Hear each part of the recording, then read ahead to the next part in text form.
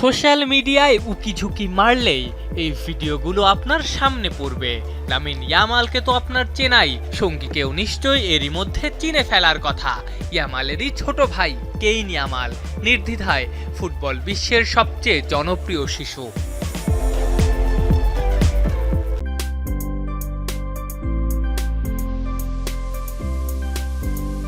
শুক্রবার রাতেই যেমন বেলজিয়ামকে হারিয়ে বিশ্বকাপের সেমিতে পৌঁছেছে স্পেন, টিভি ক্যামেরায় তখন ধরা পড়েছেন কেইন। লামিন আবার সেদিকে ইঙ্গিত করে হেসে উঠেছেন। অস্ট্রিয়াকে হারিয়ে স্পেন যখন রাউন্ড অফ 16-এ উঠল, সে ম্যাচেও দর্শক সারিতে কেইনকে দেখা গিয়েছিল। ইয়ামালের মতে কেইন তার নিজের সন্তানের মতো। ছোট ভাইকে এত খুশি হতে দেখলে আমি আবেগ।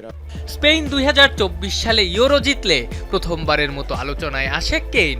এরপর থেকে নিয়মিতই তাকে গ্যালারিতে দেখা যায়। বার্সেলোনার প্রতিটা ম্যাচে গ্যালারিতে তো থাকেই, বিভিন্ন অ্যাওয়ে ম্যাচেও দেখা যায়। এমনকি গত বছরের সেপ্টেম্বরে ব্যালন ডি'অর অনুষ্ঠানেও ছোট ভাইকে নিয়ে গিয়েছিলেন ইয়ামাল। 2025-এর জুলাইয়ে যখন বার্সেলোনার সঙ্গে নতুন চুক্তি করেন, পুরো পরিবারকে পাশে রেখেছিলেন লামিন। ইয়ামালের সবচেয়ে প্রায়োরিটির জায়গা তার পরিবারকে খুশি রাখা। পুরো দুনিয়ার হটকেক হয়ে যাওয়ার পরও নিজের শেকড়কে ভোলেননি ইয়ামাল, ভোলেননি তার মা কতটা কষ্ট করে তাকে বড় করেছেন। সেজন্যই হয়তো ছোট ভাইয়ের প্রতি তার এই ভালোবাসা। মায়ের বয়স যখন মাত্র 16 তখন আমার জন্ম হয়। বাবাকেও বেঁচে থাকার তাগিদে রাস্তায় বের হতে হতো। কখনো কখনো আমাদের জন্য খাবার জোটাতে রাস্তার পরিত্যক্ত জিনিসপত্রও কুড়াতে হয়েছে তাকে।